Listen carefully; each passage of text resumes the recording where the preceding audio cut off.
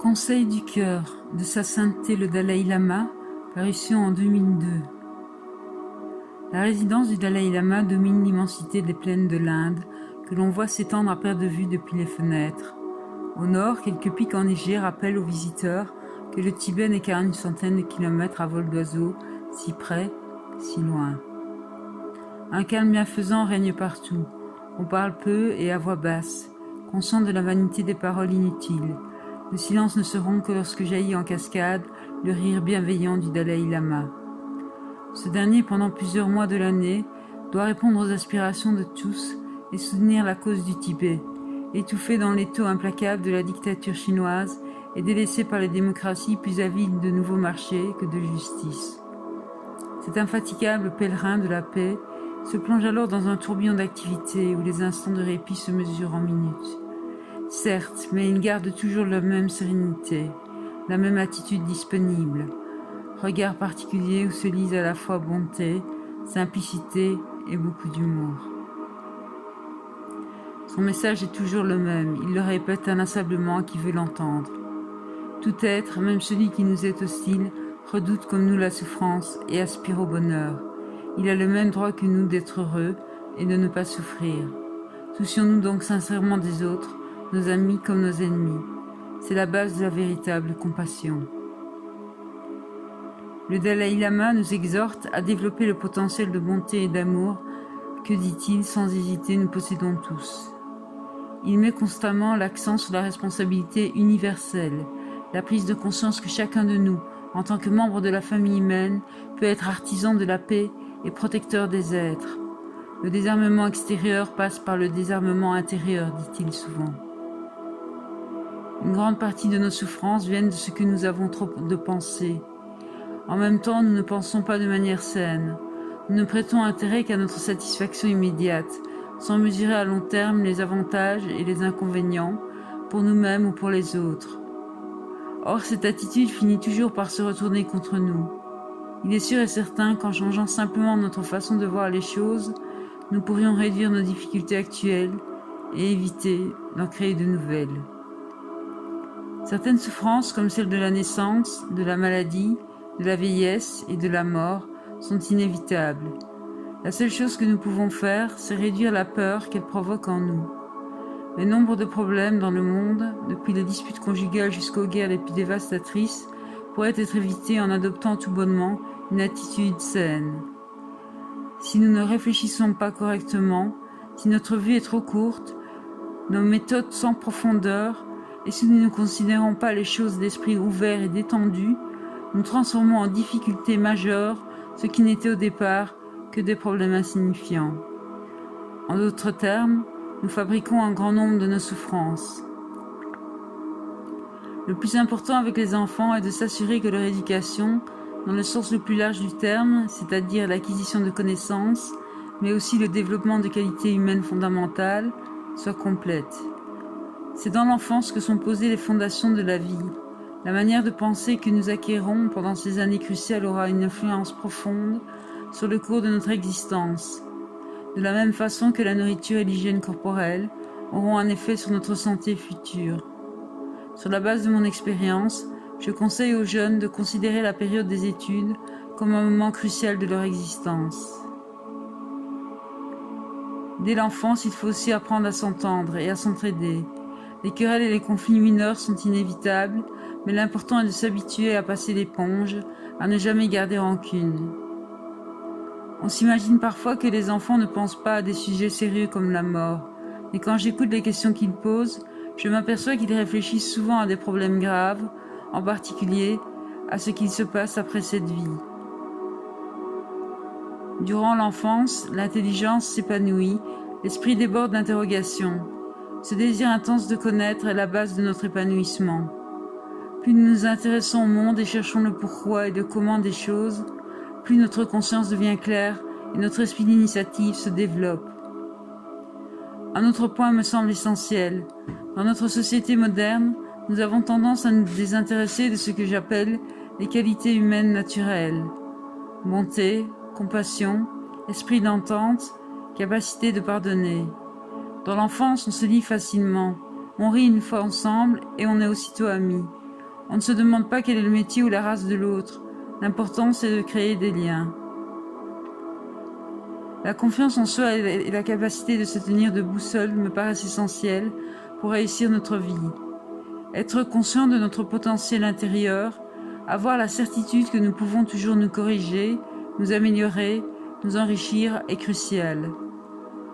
Il y a beaucoup de personnes qui prennent soin des malades, des orphelins, des vieillards ou des handicapés sans désir de profit. Nous sommes tous capables d'amour et de compassion. Constatons à quel point l'affection spontanée joue un rôle crucial dans notre vie dès la naissance. Observons comment nous nous sentons bien quand nous sommes entourés par l'amour des autres, quand nous éprouvons nous-mêmes de l'amour. Les pensées et les actes d'amour sont clairement favorables à notre santé mentale et physique. Ils sont conformes à notre véritable nature. Dans les sociétés peu industrialisées, les gens se comportent en général de façon responsable. Dans les régions indiennes de l'Himalaya, il existe des endroits où, par tradition, on laisse la porte ouverte en partant de chez soi pour que les visiteurs éventuels puissent s'installer et se restaurer en attendant qu'on revienne. Le progrès économique et technologique est souhaitable et nécessaire.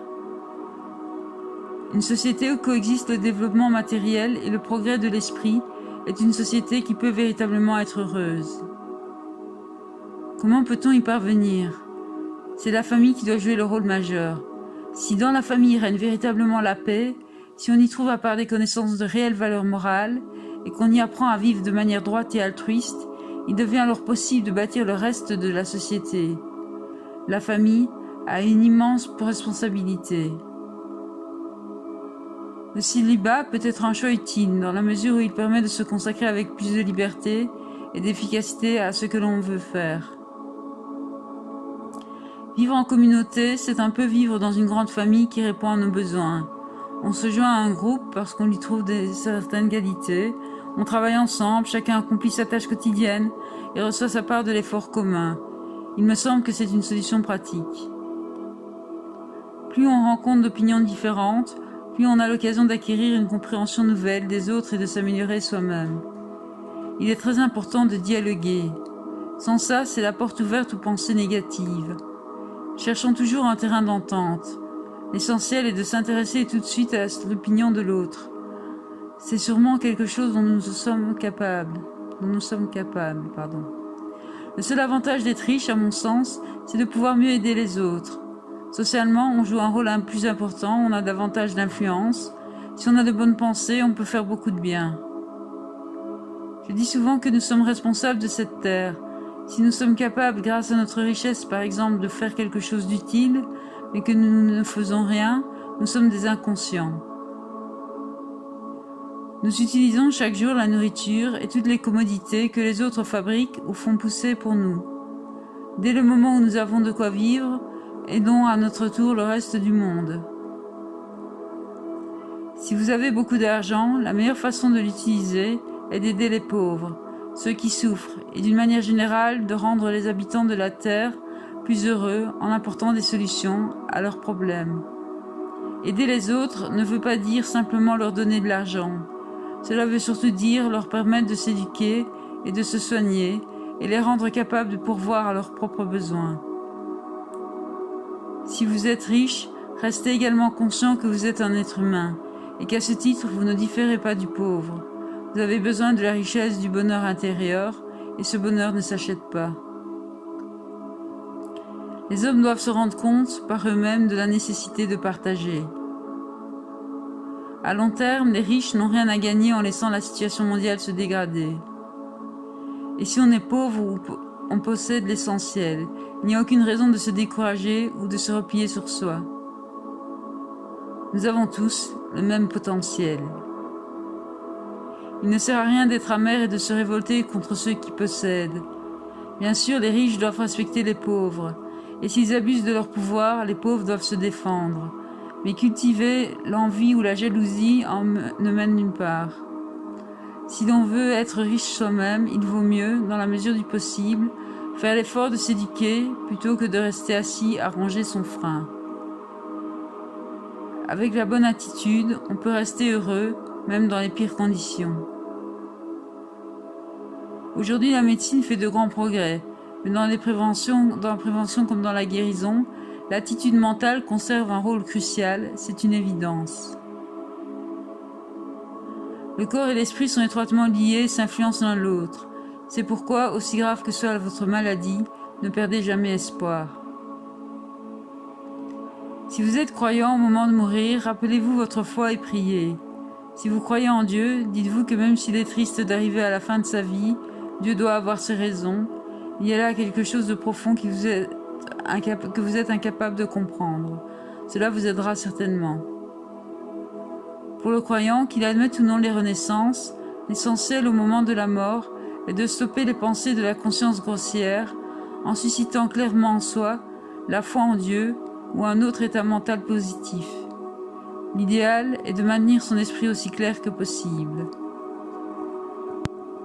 Si vous assistez à un mourant, adoptez l'attitude la plus adaptée à sa personnalité, à la nature de sa maladie, au fait qu'il a ou non une croyance religieuse, qu'il croit ou pas aux renaissances, et évitez autant que possible l'euthanasie. Faites tout pour l'aider à se détendre en créant autour de lui un climat paisible.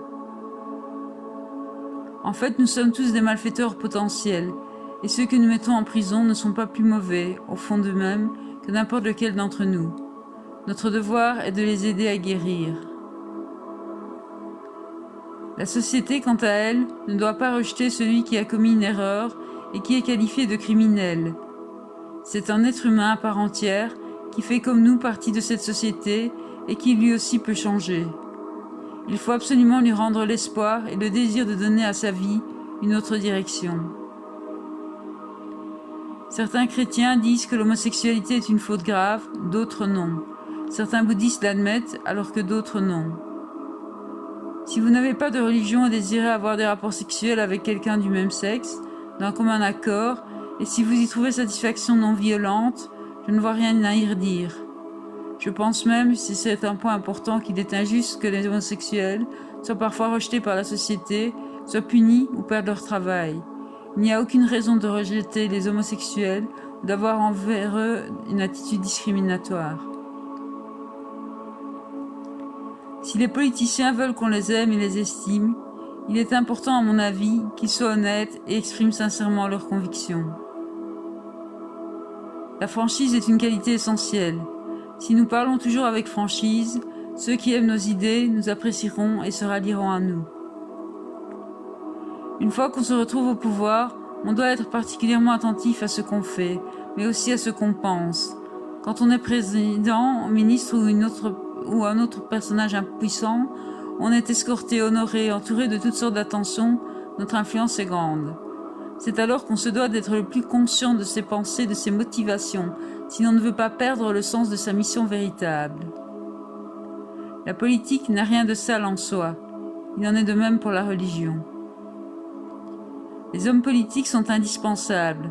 Dans les démocraties en particulier, il est essentiel d'avoir une pluralité de partis, certains au pouvoir et d'autres dans l'opposition, et donc des hommes et des partis politiques dignes de respect. Au passage, il est juste de remarquer, à la décharge des politiciens, que ceux-ci émanent nécessairement d'une société. Si dans cette société on ne pense qu'à l'argent et au pouvoir, sans se préoccuper de morale, on ne doit pas s'étonner que les politiciens y soient corrompus, ni rendre ceux-ci entièrement responsables d'une telle situation. Dans une société, on doit forcément suivre un certain nombre de règles. Le bon fonctionnement du système n'est possible que grâce aux lois et à ceux qui les font appliquer. Si ces derniers, qui sont les gardiens de la justice et des biens, ne sont eux-mêmes pas intègres, le système devient injuste. La peine de mort doit être abolie partout dans le monde. C'est un acte extrêmement grave qui ôte aux condamnés toute possibilité de se racheter.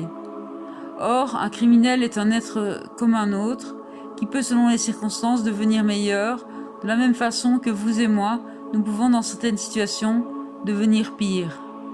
Donnons-lui une chance. Quand notre corps est malade, nous essayons de la guérir.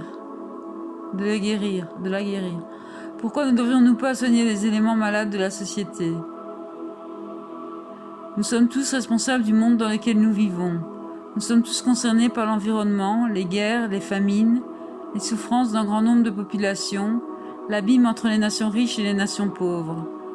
Agissons tous à notre niveau, coopérons avec les autres, discutons des problèmes et incitons les responsables à agir de façon positive, critiquons fermement les politiques désastreuses, appelons-en aux Nations Unies et au gouvernement. Nous aurons alors sans doute la possibilité d'exercer une influence plus efficace. Je suis convaincu que le progrès de l'humanité repose en bonne partie sur les éducateurs et les enseignants et que ceux-ci ont donc une lourde responsabilité. Si vous êtes enseignant, efforcez-vous de ne pas seulement transmettre un savoir, éveillez aussi l'esprit de vos élèves aux qualités humaines fondamentales comme la bonté, la compassion, la capacité de pardonner ou l'esprit d'entente. N'en faites pas des thèmes réservés à la morale traditionnelle ou à la religion. Montrez-leur que ces qualités sont tout simplement indispensables pour le bonheur et la survie du monde.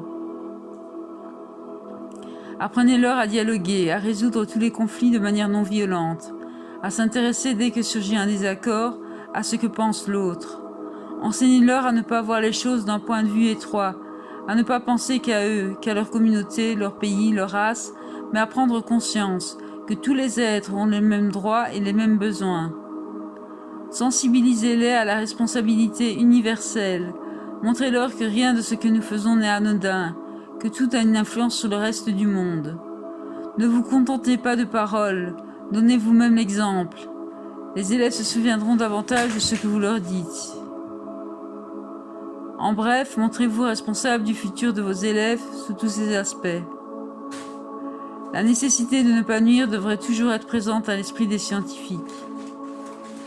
Les écrivains ont le pouvoir de causer indirectement le bonheur de millions d'êtres. Les journalistes doivent mettre en valeur et promouvoir les qualités fondamentales comme la paix. Si vous êtes journaliste, soyez conscient, assumez vos responsabilités. Même si vos lecteurs ou vos auditeurs n'en sont pas friands, parlez de ce qu'ils les autres font de bien. Les agriculteurs jouent un rôle essentiel dans la protection de l'environnement et de la santé. Je pense qu'on devrait se mettre le plus possible en harmonie avec les processus naturels. À long terme, ce serait bénéfique. Tous les êtres sensibles ont le droit de vivre. L'empathie ou la compassion finissent toujours par nous être bénéfiques. La paix dans le monde ne peut passer que par la paix de l'esprit, et la paix de l'esprit par la prise de conscience que tous les êtres humains sont comme les membres d'une même famille, malgré la diversité des croyances, des idéologies, des systèmes politiques et économiques. Ces derniers ne sont que des détails au regard de ce qui nous rapproche. Le plus important est que nous sommes tous des êtres humains habitant une même petite planète. Ne serait-ce que pour survivre, nous avons besoin de coopérer les uns avec les autres, à l'échelle des individus comme à celle des États. Ceux qui se consacrent aux autres dans le domaine de la santé, de l'éducation, de la vie spirituelle, familiale, sociale ou dans tout autre domaine me réjouissent le cœur. Si on le fait avec amour et compassion, avec le sourire et des paroles affables, on lui procure un bonheur certain. Ces bienfaits sont très élevés, car il est très important, quand on s'occupe des autres, de cultiver une attitude altruiste. Plus nous sommes concernés par le bonheur des autres, plus nous construisons en même temps le nôtre. Mais ne vous considérez jamais supérieur à ceux que vous aidez. Quand on est heureux, parce qu'on pense et qu'on se conduit de façon morale, c'est le bonheur dont nous avons besoin, car il est fondé sur des raisons profondes et ne dépend pas des circonstances. Le bonheur est possible lorsque même ce que nous considérons comme souffrance ne nous rend pas malheureux. On ne peut aider les pessimistes qu'avec de l'amour ou de l'affection. Pas un amour de façade, des mots creux, mais quelque chose venu du cœur. Quand on discute, on s'adresse à la raison, mais quand on manifeste véritablement de l'amour ou de la tendresse, on communique directement. Un grand nombre d'êtres sont généreux. D'un certain point de vue, il est possible de tout voir sous un jour positif. Même la souffrance peut être considérée comme bénéfique. Je ne parle pas ici du point de vue religieux. Je remarque simplement que ceux qui ont traversé de nombreuses épreuves ne se lamentent d'habitude pas à la moindre difficulté. Nos véritables ennemis sont nos poisons mentaux. L'ignorance, la haine, le désir, la jalousie, l'orgueil. Ce sont les seuls capables de détruire notre bonheur. Toutes les religions mettent l'accent sur l'amour et la bienveillance. Ne réagissez pas contre quelqu'un, mais contre une émotion ou un comportement. Rejetez tout désir de nuire à l'individu lui-même. Essayez de l'aider à changer. Faites-lui le plus de bien possible. Si vous vous contentez de mettre fin à ses actes, tout en manifestant de l'amour, il y a des chances pour qu'il cesse rapidement de se comporter en ennemi. Il deviendra peut-être même votre ami. Vous n'avez pas à tolérer le mal qu'on vous fait, à vous et aux autres. Combattez l'homme et ne haïssez pas son auteur. Ne vous emportez pas contre lui. Ne cherchez pas à vous venger. Ainsi, votre réaction ne sera pas une revanche, une colère en réponse à une autre colère. C'est cela la véritable patience. Le succès économique est une bonne chose. Il permet en particulier de donner du travail à ceux qui n'en ont pas. C'est bon pour soi, pour les autres, pour toute la société. Mais l'économie ne doit pas prospérer au détriment des valeurs humaines. Il faut s'en tenir à des pratiques loyales et ne pas sacrifier sa paix intérieure au profit. La jalousie est absurde car le bien-être d'une société dépend de tous ceux qui la composent. Il faut distinguer l'orgueil de la confiance en soi. La confiance en soi est nécessaire, elle est différente de l'assurance excessive fondée sur une mauvaise appréciation de nos capacités ou des circonstances. Si les victimes ont l'ouverture d'esprit nécessaire pour pardonner, et si ceux qui ont violé, torturé et tué se rendent compte de l'énormité de leurs actes et désirent s'amender, une rencontre entre les deux peut se révéler bénéfique. Elle donnera au bourreau l'occasion de reconnaître ses erreurs et d'exprimer son regret sincère, et à la victime une chance de se libérer, en partie au moins, de son ressentiment. Ceux qui font du mal aux autres sont sous l'emprise des 3 poisons mentaux, l'ignorance, la haine et le désir, et ne contrôlent pas leur esprit. Or, nous avons tous en nous ces 3 poisons. Il suffirait qu'ils nous dominent davantage pour que nous commettions nous aussi des actes extrêmes. À l'inverse, il est concevable qu'un criminel puisse un jour contrôler ses émotions négatives et devenir un être bienveillant. On ne peut porter sur personne un jugement définitif. Aussi riche que soit le langage, son pouvoir est très réduit. Seule l'expérience non conceptuelle permet de percevoir la véritable nature des choses. En général, si une personne me critique et même m'insulte, je l'y invite volontiers, pourvu que son intention soit bonne. Disons ce que nous pensons en face. Cela dit, il faut éviter de critiquer ou d'insulter n'importe qui, n'importe comment, avec une intention malfaisante ou une vision négative des choses. Dans ce cas, nos paroles font souffrir les autres, on ne se sent pas bien soi-même et l'on rend aussitôt l'atmosphère irrespirable. Certains ne se soucient pas du tout du mal qu'ils font aux autres. Ils pensent que l'essentiel c'est qu'eux-mêmes s'en tirent sans dommage. C'est à nouveau un problème d'inconscience. Plus on fait souffrir les autres, plus on accumule les causes de sa propre souffrance. En outre, comme on nuit à la société, on nuit doublement à soi-même. Allons voir si possible celui ou celle à qui nous avons nui. Disons-leur sincèrement, j'ai été malveillant avec vous, je vous ai fait beaucoup de tort, pardonnez-moi. Je pense que le désir de nuire n'est pas inné, il n'est pas en nous dès la naissance, il surgit par la suite, il est du domaine des fabrications mentales. D'une manière générale, toute vision de l'autre comme ennemi provient de l'imaginaire. Pour amener à changer d'attitude ceux qui infligent des souffrances aux autres, il faut d'abord faire appel à leur humanité profonde et à trouver le moyen de les détacher un tant soit peu de leur idéologie. Alors seulement, on a une chance de pouvoir les raisonner. Si l'on n'y parvient pas, il ne reste que la force, mais pas n'importe quelle force. Même si les autres ont commis des crimes horribles, on doit toujours les traiter avec humanité. C'est la seule méthode possible si on veut les voir changer un jour. L'amour est l'ultime moyen de transformer les êtres, même lorsqu'ils sont remplis de colère et de haine. Manifestez cet amour continuellement, sans varier, sans vous lasser, et vous les toucherez. Cela prendra beaucoup de temps. Il vous faudra avoir énormément de patience. Mais si votre intention est parfaitement pure, et que votre amour et votre compassion ne varient pas, vous réussirez. Dès notre conception, nous dépendons des autres. Le bonheur et le futur de notre monde, toutes les facilités dont nous disposons, le moindre objet que nous utilisons, Notre simple survie quotidienne sont le résultat du travail des hommes. La prière et les autres pratiques spirituelles ont également un effet certain, mais c'est surtout l'activité des hommes qui façonne le monde. Tout existe en termes de relations, d'interdépendance. On ne peut rien trouver qui existe en soi et par soi. Il est donc impossible de concevoir son propre intérêt indépendamment de celui d'autrui. Ce que nous faisons à chaque instant engendre des circonstances nouvelles qui elles-mêmes contribuent à l'apparition d'autres événements.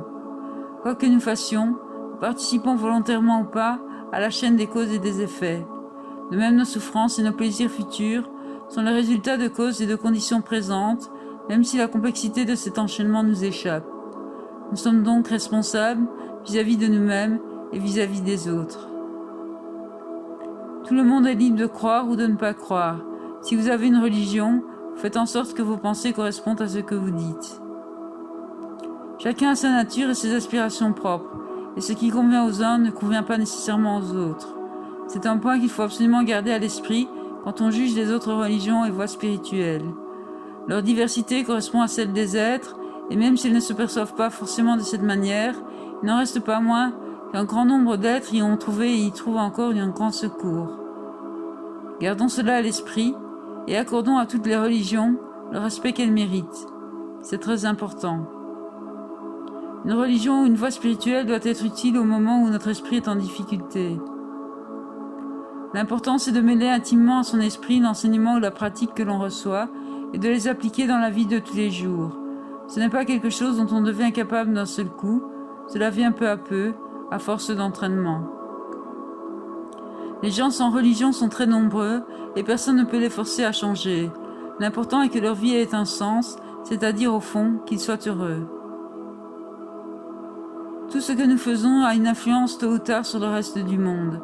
L'état du monde à son tour se répercute en termes de bonheur ou de malheur sur chaque individu. De nos jours, chaque situation doit être envisagée sous des aspects multiples.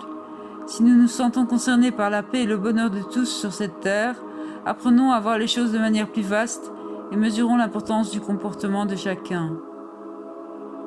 Ceux qui se maîtrisent ont des pensées bienveillantes et des paroles affables, ont naturellement beaucoup d'amis.